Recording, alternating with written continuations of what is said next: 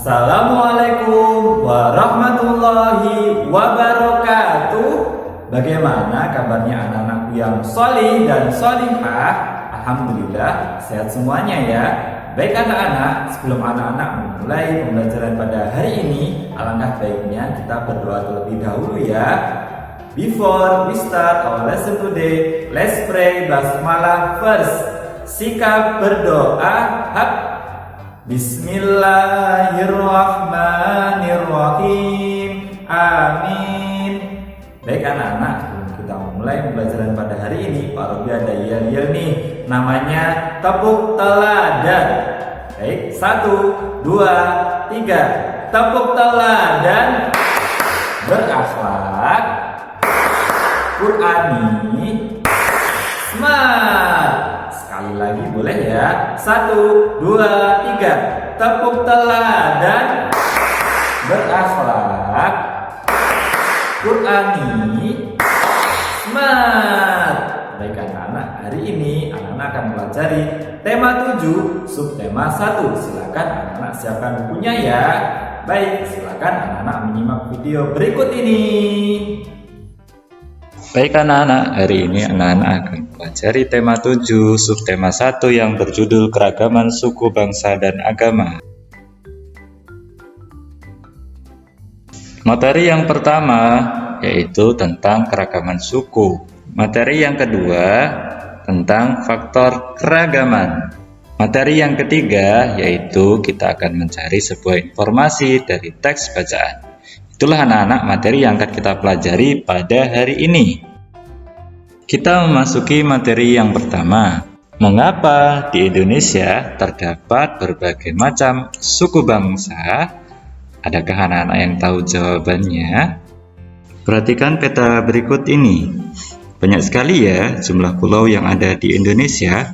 Untuk itu, mari kita berdiskusi tentang pulau-pulau di Indonesia. Baik anak-anak, mari kita berdiskusi. Pertanyaan yang pertama, di pulau mana kita tinggal? Rata-rata kita tinggal di Pulau Jawa. Pertanyaan kedua, banyak atau sedikit pulau di Indonesia? Tentunya banyak sekali ya, hampir ada 13.000 pulau yang ada di Indonesia. Nomor 3, bagaimana jarak antar pulau di Indonesia? Jarak antar pulau ada yang dekat dan ada yang jauh, seperti Pulau Jawa dan Pulau Kalimantan. Yang keempat, bagaimana kondisi alam di Indonesia? Kondisi alam di Indonesia terdiri dari dataran tinggi dan dataran rendah. Yang kelima, samakah kondisi penduduk di Indonesia? Kondisi penduduk di Indonesia berbeda-beda.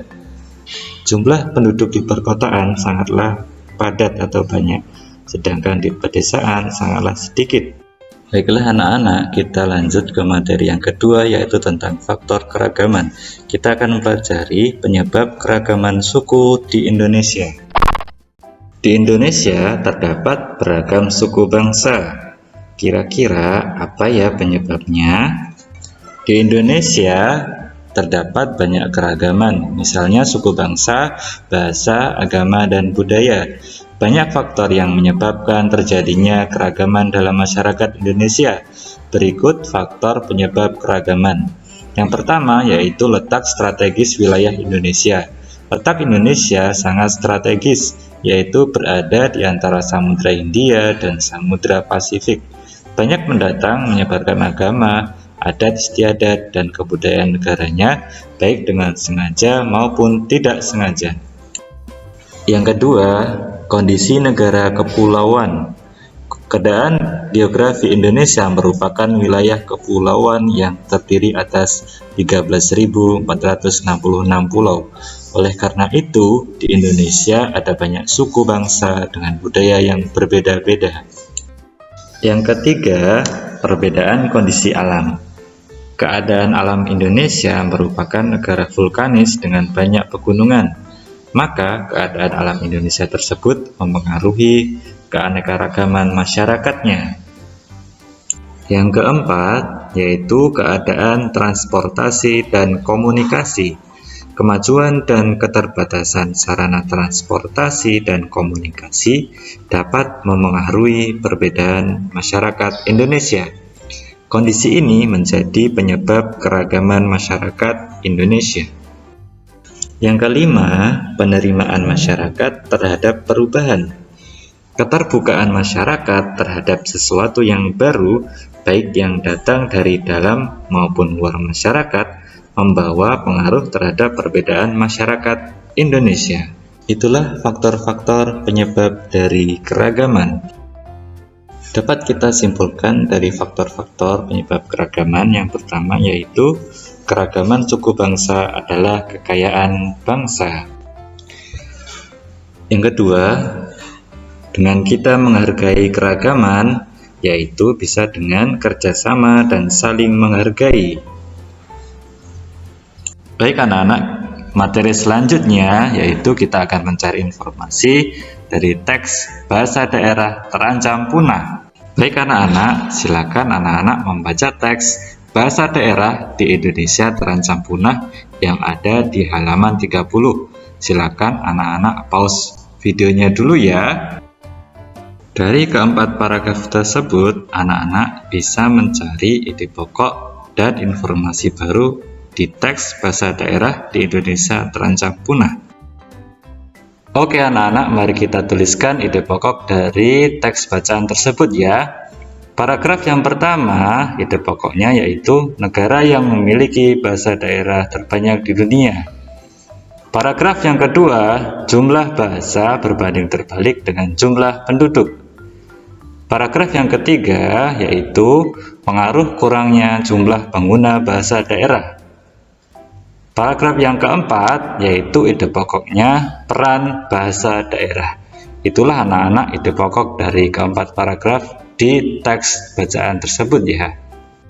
Informasi baru dari teks bacaan tersebut yang pertama yaitu Indonesia memiliki 742 bahasa daerah. Yang kedua, distribusi bahasa berbanding terbalik dengan jumlah penduduk. Yang ketiga, kurangnya jumlah pengguna menyebabkan bahasa daerah akan punah. Yang keempat, bahasa yang terancam punah adalah generasi muda yang tidak menggunakan bahasa ibu. Yang kelima, generasi dewasa adalah penutur fasih. Yang keenam, bahasa daerah menjaga nilai budaya daerah. Itulah beberapa informasi baru yang kita dapat dari bacaan teks tersebut. Oke anak-anak, waktunya quiz time. Jangan lupa mengerjakan quiz yang ada di website Learning Sekolah Teladan Yogyakarta. Selamat mengerjakan quiz. Baik anak-anak, bagaimana anak-anak sudah paham belum dengan materinya?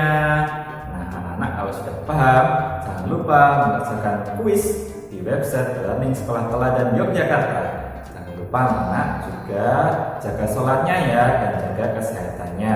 Karena Pak Robi yakin anak-anak pasti menjaga kesehatannya dan jaga sholatnya. Karena apa? Di teladan semua anak itu hebat. Baik anak-anak, kita tutup dengan baca hamdalah bersama-sama ya.